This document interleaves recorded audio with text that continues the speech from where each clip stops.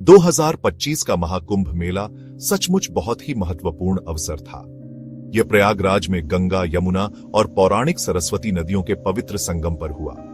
अंतिम पवित्र स्नान दिवस 26 फरवरी को महाशिवरात्रि के दिन था। यह हफ्तों तक चले अनुष्ठानों, प्रार्थनाओं और आध्यात्मिक खोज का समापन था। महाकुंभ केवल एक धार्मिक सभा नहीं है, यह आस्था, परंपरा और संस्कृति का एक जीवंत ताना बाना है। सभी क्षेत्रों के लाखों श्रद्धालुओं ने इस पवित्र कार्यक्रम में भाग लेने के लिए एक साथ आकर भक्ति का माहौल बना दिया था। हवा में मंत्रों, भजनों और घंटियों की आवाज गूंज रही थी, जिससे एक अलौकिक वातावरण बन गया था। महाकुंभ मेला प्राचीन भारतीय परंपराओं की निरंतरता का प्रतिनिधित्व करता है। यह उस गहरी आध्यात्मिक विरासत की याद दिलाता है जो लाखों लोगों को जोड़ती और प्रेरित करती रहती है। 2025 का महाकुंभ अपने पैमाने में ऐतिहासिक था। इस असाधारण आयोजन में 62 करोड़ से ज्यादा श्रद्धालुओं ने भाग लिया, जिसने एक नया रिकॉर्ड बनाया। मुख्यमंत्री योगी आदित्यनाथ ने इसे सदी की सबसे दुर्लभ घटना बताया। इतनी बड़ी संख्या में लोगों की उपस्थिति इस प्राचीन तीर्थ यात्रा की स्थायी शक्ति और आकर्षण का प्रमाण है। इतनी बड़ी संख्या में लोगों की मेजबानी करने की व्यवस्था संबंधी चुनौतियां बहुत बड़ी थीं। अधिकारियों ने तीर्थयात्रियों के सुचारू प्रवाह को सुनिश्चित करने के लिए व्यापक तैयारी की। श्रद्धालुओं के परिवहन के लिए 1200 से ज्यादा अतिरिक्त बसें तैनात की गईं। महाकुंभ मेला केवल एक धार्मिक समागम से कहीं अधिक है। यह आस्था, संस्कृति और परंपरा का संगम है।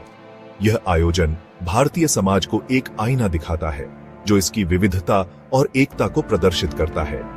यह आत्मनिरीक्षण, शुद्धि और अपनी आध्यात्मिक अंतरात्मा से जुड़ने का समय है। 2025 का महाकुंभ मेला एक शानदार सफलता थी। इसने इतने बड़े पैमाने के आयोजनों की कुशलता और शालीनता के साथ मेजबानी करने की भारत की क्षमता का प्रदर्शन किया।